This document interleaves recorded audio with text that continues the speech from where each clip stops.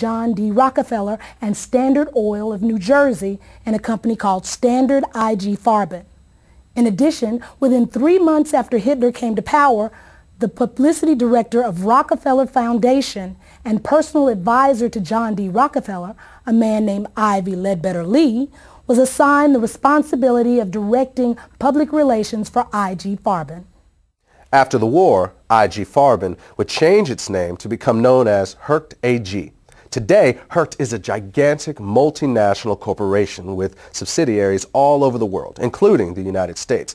Ironically, one of Hercht's subsidiaries, Rusal Yuklov, is the French company that developed RU-486.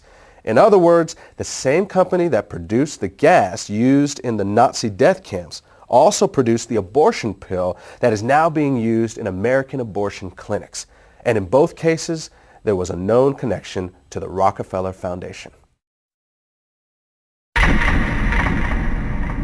On the week he was inaugurated, Bill Clinton received this letter from attorney Ron Weddington. Weddington is the ex-husband of Sarah Weddington, the lawyer who successfully argued for the legalization of abortion in the Roe v. Wade case. 26 million food stamp recipients is more than the economy can stand. You can start immediately to eliminate the barely educated, unhealthy, and poor segment of our country. No, I'm not advocating some sort of mass extinction of these unfortunate people. Crime, drugs, and disease are already doing that.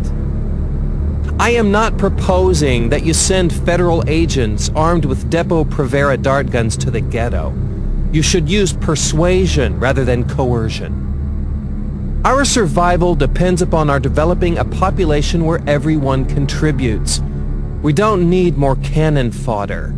We don't need more parishioners. We don't need more cheap labor. We don't need more poor babies. 2 days after being sworn in as president, Bill Clinton issued an executive order that allowed federally funded agencies to refer low-income women for abortions. He also directed that American dollars could be funneled to organizations that promote abortion in foreign countries. The Aid to Families with Dependent Children program is the worst boondoggle ever created. When a sullen black woman of 17 or 18 can decide to have a baby and get welfare and food stamps and become a burden to us all, it's time to stop. Dr. Edward Allred, abortionist, 1980.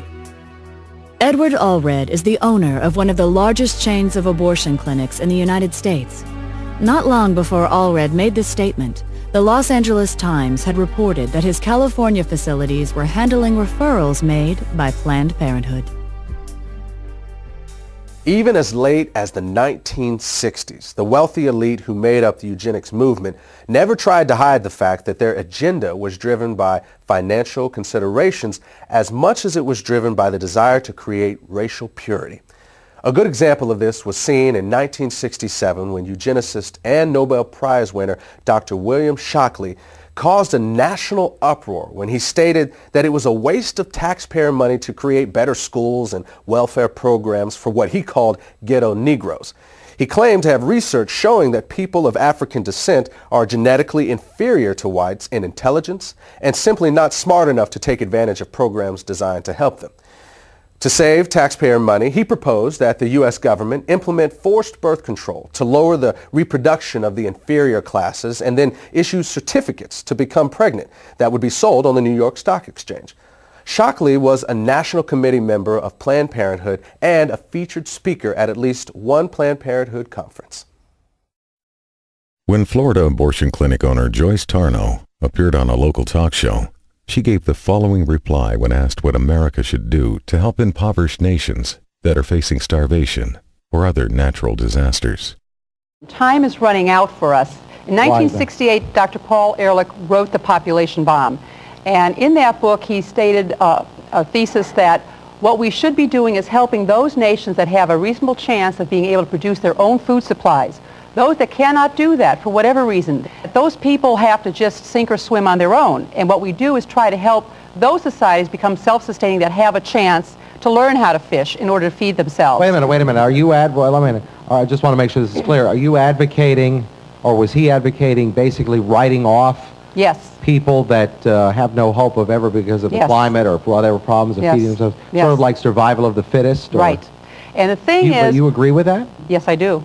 The more people you help to survive, the more people are going to be reproducing and having children beyond what we can reasonably hope to have so that we can educate and house and feed these people.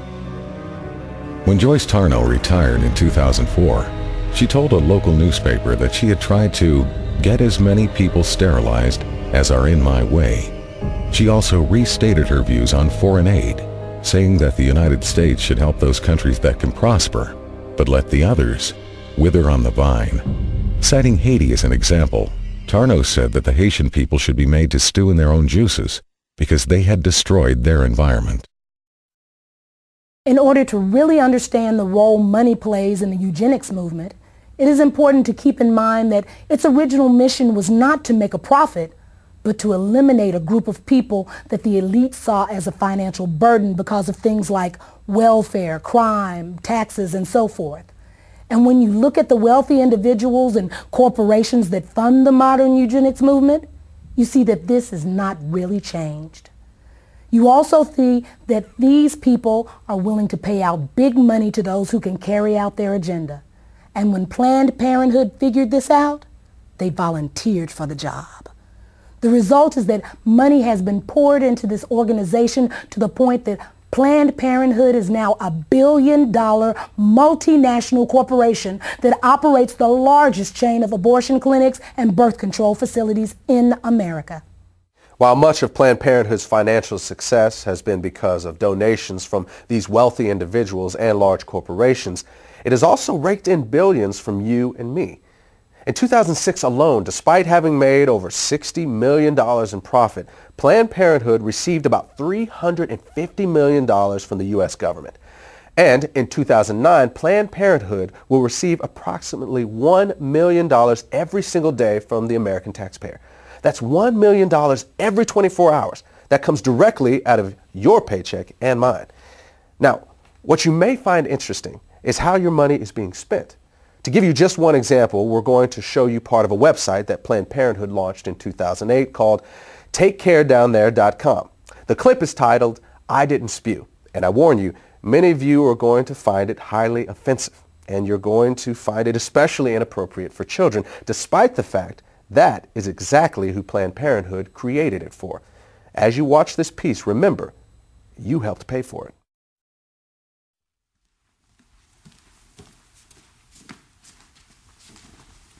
Whoa, guy, where's the prophylactic? What do you mean? Look, oral sex is still sex, okay? If it's unprotected, you gotta reject it. What? What? But I didn't even spew. Guys, doesn't matter.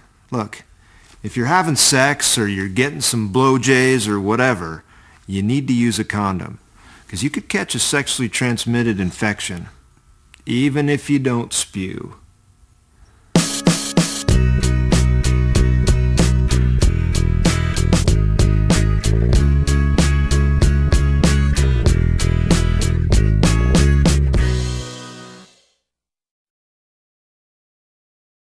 Now, does this clip say anything about how Planned Parenthood sees African Americans? You'll have to judge that for yourself. But there's no doubt that if this same video had been made by a bunch of white supremacists or the Ku Klux Klan or some neo-Nazi group, we would all understand the symbolic message behind it. In